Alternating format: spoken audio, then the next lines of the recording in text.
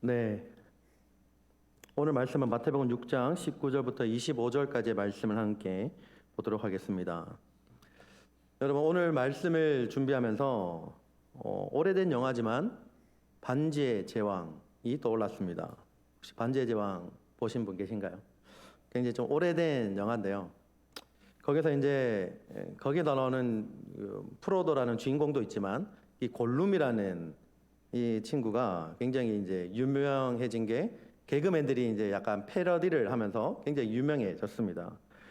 골룸이라는 그 골룸이 이제 얘기를 주로 하는 게 뭐냐면 My Precious라고 계속적으로 이야기를 합니다. 이 영화의 내용이 이제 절대 반지가 있는데 이 절대 반지를 끝까지 탐하면서 끝까지 이 반지에 대한 집착을 보여주면서 자신의 보물이 바로 이 절대 반지라고 계속 표현하는 장면이 나오는 것이죠. 그래서 이 골룸이 이 절대 반지를 차지하기 위해서 My precious, 나의 소중한 것, 나의 보물이라는 뜻으로 계속적으로 말을 하는 장면이 등장합니다. 여러분에게 있어서 Your precious는 무엇입니까? 여러분에게 있어서 보물이라고 할 만한 것은 무엇입니까? 여러분들이 가만히 생각해 보면 가장 자신의 마음이 가 있는 것, 이것이 사라지면 내 인생이 끝날 것 같은 것을 생각해 보면 답이 나옵니다. 여러분들의 보물은 여러분들의 자녀가 될 수도 있고요. 여러분들이 일하고 있는 직장이 될 수도 있고, 여러분들이 가지고 있는 재산이나 주택이나 직분이나 여러 가지 것들이 될 수 있습니다. 여러분, 우리의 보물은 어디에 있습니까? 오늘 말씀을 보면 우리의 보물을 땅에 쌓아두지 말라라고 말합니다. 거기에는 좀과 동록이 해하며 도둑이 구멍을 뚫고 도둑질한다라고 나와 있습니다. 자꾸 예전 얘기를 해서 죄송한데 예전에 제가 이제 봤던 드라마 중에 스카이캐슬이라는 드라마가 있습니다. 이거 보신 분 계신가요? 좀 오래된 드라마인데 저도 사실 드라마를 거의 안 보는 편입니다. 근데 이것을 왜 봤냐면 모두 다 그 당시에 스카이캐슬 뭐 전부 다 스카이캐슬을 얘기하길래 그렇지, 내가 목사로서 그래서 주변에 돌아가는 그거는 알아야겠다 싶어서 이제 보기 시작했습니다. 이 스카이캐슬을 보다 보니까 사실 너무 재밌는 거예요. 그래서 한번 봤더니 저도 이제 빠져들게 됐습니다.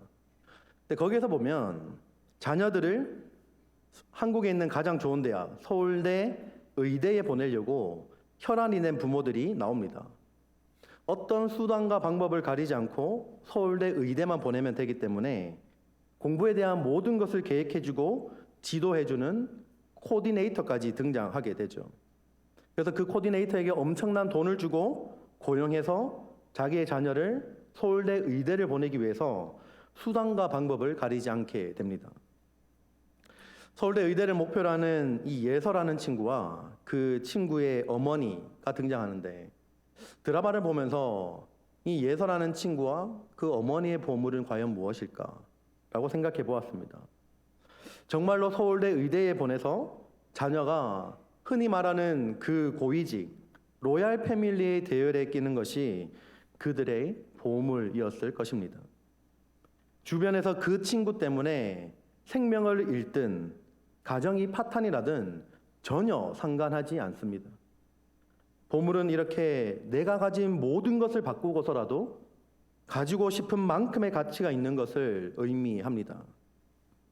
여러분에게 자녀가 있으신 분들은 여러분들의 보물이 아마 자녀인 분들이 많지 않을까 생각됩니다. 자녀의 건강, 자녀의 학업 성적, 자녀의 대학 진학, 취업, 결혼, 연애, 그리고 부모님이라면 누구나 이런 부분에 대한 걱정과 염려가 있죠. 그리고 누구나 우리 자신의 자녀들이 잘 되기를 바랍니다. 그래서 어릴 때부터 교육에 대한 투자를 많이 하면서 이 스카이캐슬에 나왔던 이 드라마처럼은 아니더라도 남부럽지 않게 키우고 싶은 마음이 누구나 있을 것입니다. 저도 제 자녀들이 아프지 않고 건강하게 잘 자라는 마음으로 그렇게 잘 먹이고 신경을 나름대로 씁니다. 물론 교회에 나와 있는 시간이 많긴 하지만, 그런데 그렇게 신경을 쓴다 해도, 아무리 그렇게 잘 먹이고 조심을 한다 해도 자녀들이 아플 때는 아프더라고요. 병원을 가야 될 때가 있고 또 약을 먹어야 될 때가 있더라고요. 사랑하는 여러분, 자녀들을 위해서 학원도 보내고 이것저것 좋은 것도 먹이고 한다고 해도 여러분들의 마음대로 자녀가 자랍니까? 물론 그러면 좋겠지만 그게 부모 마음대로 안 되는 게 자식이지 않습니까? 때로는 우리가 가진 재산이 우리의 보물일 경우가 많을 것입니다. 성경 말씀 속에서 내 보물이 있는 곳에 내 마음도 있다라고 말씀합니다. 우리는 먹고 사는 문제에서 자유롭기가 힘듭니다.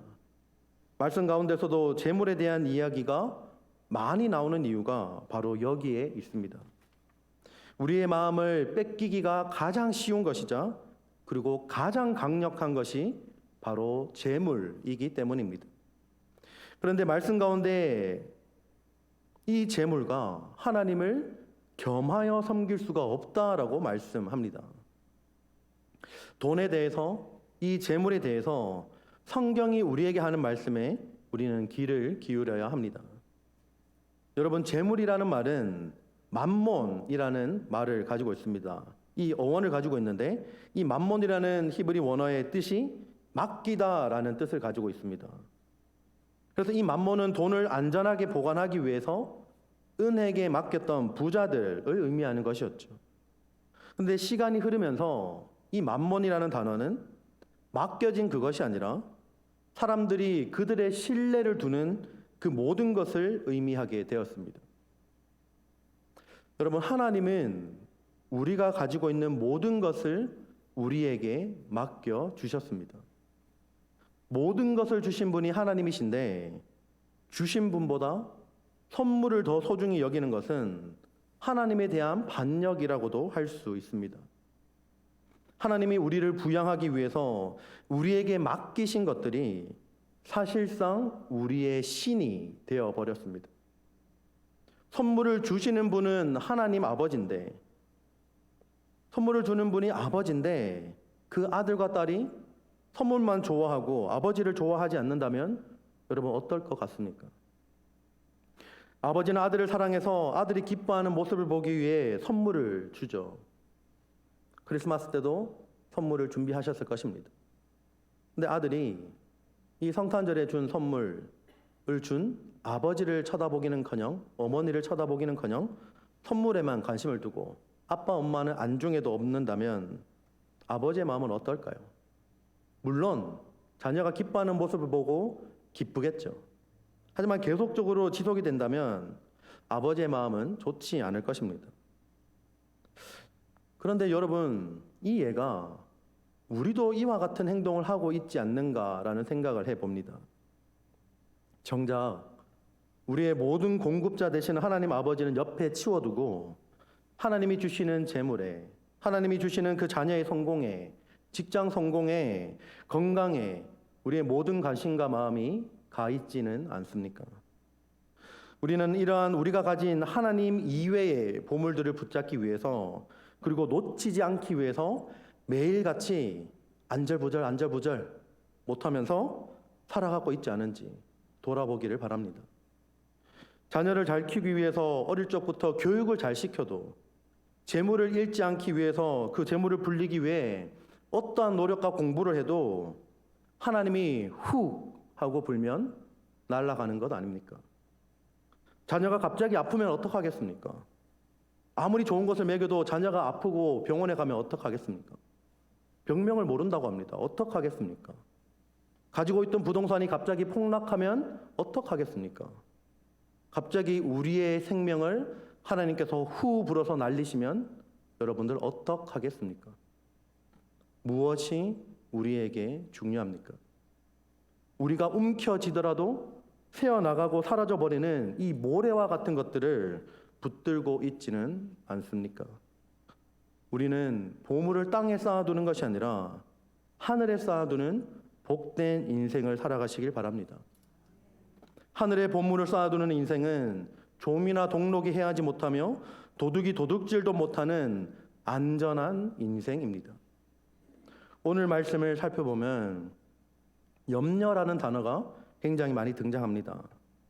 오늘 본문 가운데 굉장히 많이 등장하는데 우리가 이 땅에서 쌓으려고 하는 보물 때문에 우리는 평생을 염려하는 인생으로 살아갑니다. 내 돈이 다 날아가면 어떻게 하지? 내 건강을 잃으면 어떻게 하지? 내 직장을 잃으면 어떻게 하지? 내 자녀가 아프면 어떻게 하지? 내 자녀가 잘못된 결혼을 하면 어떻게 하지? 늘 이런 염려로 우리는 평생을 살아갑니다. 여러분, 그런데 이 염려라는 것은 우리가 자연스러운 현상으로 넘겨버려서는 안 됩니다. 염려라는 것은 우상 숭배와 같습니다. 이 염려라는 것은 하나님의 살아계심과 세상을 다스리심을 믿지 못할 때, 그리고 의심할 때 내부에서 만들어지는 것입니다. 오늘 25절부터의 말씀을 보면 예수님은 염려라는 것은 하나님에 대한 신뢰의 부족임을 말씀하십니다. 목숨이 음식보다 중하지 아니하며 몸이 의복보다 중하지 아니하냐라고 묻습니다. 이에 대한 대답은 그렇죠. 그렇습니다. 주님, 물론 나의 생명과 나의 몸이 음식과 의복보다 중요합니다가 정답이 될 것입니다. 그래서 하나님이 나에게 생명과 몸을 주셨다면 나에게 음식과 의복도 제공하실 것임이 확실합니다라는 고백이 우리 가운데 나와야 한다는 것입니다. 여러분, 창세기에 보면 아담과 하와가 죄를 짓고 에덴 동산에서 쫓겨나는 장면이 나오죠. 거기에서 하나님께서 아담과 하와에게 가죽옷을 지어 입히십니다. 죄를 지어서 쫓겨나는 이러한 과정 속에서도 하나님은 아담과 하와에게 필요한 가죽옷을 지어 입히십니다. 하나님의 돌보심이 잘 드러나는 부분이죠. 여러분, 하나님은 우리를 돌보시는 분입니다. 우리를 그냥 고아와 같이 내버려 두시는 분이 아니라 우리를 끝까지 책임지시는 분입니다. 그렇기 때문에 이러한 하나님을 신뢰하지 못하고 믿지 못하게 하는 염려는 믿음의 반대말이 되도록 우리 가운데 작용합니다. 염려는 우리가 때때로 빠지는 약점이 아니라 금지된 죄악입니다. 위대한 신학자인 마운스라는 사람은 이렇게까지 염려를 표현합니다. 염려는 실천적 무신론이며 하나님께 대한 모욕이다 라고 표현합니다. 염려는 본질적으로 하나님을 신뢰하지 못하는 것입니다. 염려는 아무것도 만들어내지 못합니다. 염려는 우리가 하나님을 우리의 인생 가운데 첫 번째로 모시지 않고 32절에 나와 있는 이 모든 것 나와 있는데요. 이 모든 것을 가장 중요하게 여긴다라는 것을 의미합니다. 여기서 예수님께서 염려에 대해서 언급하시면서 우리에게 하나님을 믿으라라고 말씀하십니다. 진짜 하나님을 믿으라라는 것입니다. 모든 것을 공급해 주시는 하나님을 신뢰하고 우리의 보물을 하늘에 쌓아두라는 말씀을 예수님께서는 지금 하고 계시는 것입니다. 정말로 우리가 하나님을 믿고 있습니까? 여러분, 교회에 나오신다고 해서 하나님을 믿는다고 생각하십니까? 저는 그렇게 생각하지 않습니다. 교회에 나오는 분들의 많은 분들도 그 가운데 하나님을 믿지 않는 분들이 있다라고 생각합니다. 여러분, 한국에 있을 때 제가 좋아했던 음료수가 하나 있는데요. 특정한 회사를 말해서 죄송한데 달리 표현할 길이 없습니다. 풀무원에서 나온 I'm Real이라는 제품이 있습니다. 이 제품이 뭐냐면 선전하는 것이 순도 100%의 이 딸기나 바나나, 키위 이런 것을 갈아 넣었다라는 것이 이 광고의 핵심입니다. 물도 한 방울 섞지 않고 온전히 과일 100%만 갈아서 넣었다라는 것이죠. 물론 제가 그것을 자주 사 먹지는 못했습니다. 비싸거든요. 그래서 자주 사 먹지는 못하고 간혹 가다가 이제 한 번씩 사 먹었는데, 여러분, 저는 이걸 보면서 복음에 대해서 생각을 했습니다. 그리고 하나님에 대해서 생각을 해봤습니다. 여러분, 진짜 복음을 받아들이는 사람의 인생은, 그리고 그런 사람들의 삶은 변화됩니다. 순도 100%의 복음을 받아들이면 사람은 변화됩니다. 근데 여러분, 여기에 만약에 불순물이 끼어들면 이야기가 달라집니다. 우리의 욕심과 우리의 염려와 세상과의 타협이 들어간, 어떻게 보면 순도 90%, 아니면 한 50%, 40%라고 할까요? 50%만 그럴듯한 복음으로 거치를 하고 속으로는 여전히 복음을 듣기 전의 인생과 별 다를 바 없는 그런 세상의 가치관을 쫓는 마음이 가득한 인생. 이러한 인생은 변화가 일어나지 않습니다. 인생에서 어떠한 변화도 그의 인생 가운데 기대해서는 안 되는 것이죠. 오직 순도 100%, 이 복음만이 인생을, 우리의 삶을 변화시킵니다. 자신의 입맛에 맞게 자기에게 유리한 것만 받아들이고 나머지 불편한 말씀은 다 걸러 듣는다면 무슨 변화가 일어나기를 기대하겠습니까? 때로는 어떤 사람들은 너무 극단적인 거 아닙니까? 라고 반문할 수도 있죠. 네, 맞습니다. 복음은 원래 극단적입니다. 원색적이죠. 예수님을 믿으면 천국 가고 아니면 지옥 갑니다. 달리 표현할 길이 있습니까? 없습니다. 나의 죄를 대속하기 위해서 예수님께서 십자가에 달려 돌아가신 것을 믿으면 우리는 구원받습니다. 그리고 그렇지 않으면 구원받을 수가 없습니다. 여러분, 저도 대학교 때 나름 열심히 신앙생활을 했습니다. 선교단체 활동도 하고요, 노방전도도 하고요, 대학교 다니면서 캠퍼스에서 전도도 다녔습니다. 근데 진짜 힘든 것은 뭐냐면 저와 친한 친구, 교회 다니지 않는 저와 친한 친구 전도하는 게 그렇게 어렵더라고요. 그래서 제가 친구에게 전도를 할 때 한 친구가 이렇게 저에게 이야기를 했습니다. 예수님은 너무 극단적이고 이기적이야 라고 이야기를 했습니다. 그 친구가 봤을 때는 그렇게 보일 것 같습니다. 제가 이야기하기를, 너 예수님 믿어야 돼. 예수님 믿어야 천국 갈 수 있어. 그럼 친구가 묻죠. 그럼 예수님 안 믿으면 어떻게 돼? 지옥 가. 이제 머리를 한 방 빵 맞은 거죠. 이제 자기에게 욕을 하는 것인가 뭔가 이제 싶죠. 이 친구가 보기에는 예수님이 정말 사랑의 하나님이고 진짜 사랑의 신이면 모든 인류를 구원해야지 왜 꼭 자기만 믿어야 천국에 보내냐고, 그거는 사랑의 하나님이지 않지 않냐고 라고 질문을 던졌습니다. 그럴듯해 보입니다. 그렇죠? 사랑의 하나님이면 모든 사람을 구원해줘야지 왜 이기적으로 하나님만 믿어야지만, 예수님만 믿어야지만 천국 가게 해주지 라고 아무것도 모르면 그렇게 생각할 수 있죠. 그때 제가 무슨 이야기를 할 수 있습니까? 예수님을 믿는 것 외에 구원받을 수 있는 길이 있습니까? 여러분, 진리는 극단적입니다. 왜냐하면 진리는 하나이기 때문입니다. 다른 길이 없기 때문에 진리인 것입니다. 우리의 모든 공급처가 되시며 우리의 구원자가 되시는 예수님, 그분이야말로 우리의 보물입니다. 썩어져 없어져 버리지 않는, 그 도둑도 들지 않는 영원한 진리 되신 예수님을 우리의 보물로 삼아 하나님 앞에 예배하시는 삶을 살아가길 바랍니다. 여러분, 정말로요, 하나님께 예배하는 삶은 자유롭습니다.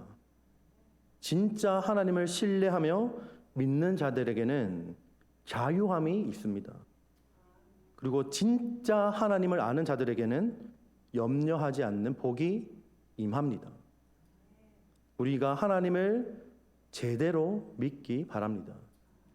우리 편할 대로 내 입맛에 맞게 변형시킨 그 하나님이 아니라 I'm real, 내가 진짜다라고 말씀하시는 그 하나님, 우리의 모든 공급처가 되어주시며 피난처가 되어주시며 내 모든 필요를 아시는 그 진짜이신 하나님을 믿을 수 있기를 바랍니다. 앞으로 우리의 인생길에서 보물 되신 예수님만 섬기고 하나님만 예배하며 자유함을 누릴 수 있는 모든 벅스카운티 장로교회 성도님들 되시기를 주님의 이름으로 축복합니다.